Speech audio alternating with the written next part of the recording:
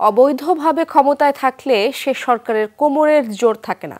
তাই সার্বভৌমত্ব ঝুঁকির মধ্যে থাকলেও সরকার কোনো পদক্ষেপ নিতে পারছে না, এমন মন্তব্য করেছেন বিএনপির সিনিয়র যুগ্ম মহাসচিব রিজভী আহমেদ। দুপুরে নয়াপল্টনে বিএনপির কেন্দ্রীয় কার্যালয়ে সংবাদ সম্মেলনে তিনি আরও বলেন, ঈদে মানুষের মনে আনন্দ নেই, বেশিরভাগ মানুষের কোরবানি দেওয়ার সামর্থ্য নেই।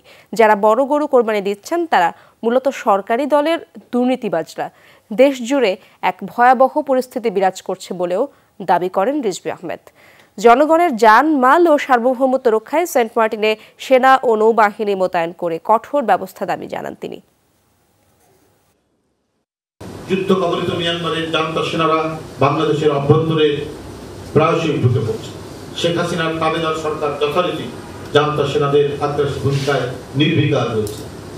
আজ বাংলাদেশের সীমান্ত অনিরাপদ, বিপন্ন, স্বাধীনতা সার্বভৌমত্ব অথচ স্বৈরাচারী শেখ হাসিনার তাবেদার সরকার নির্বিকার।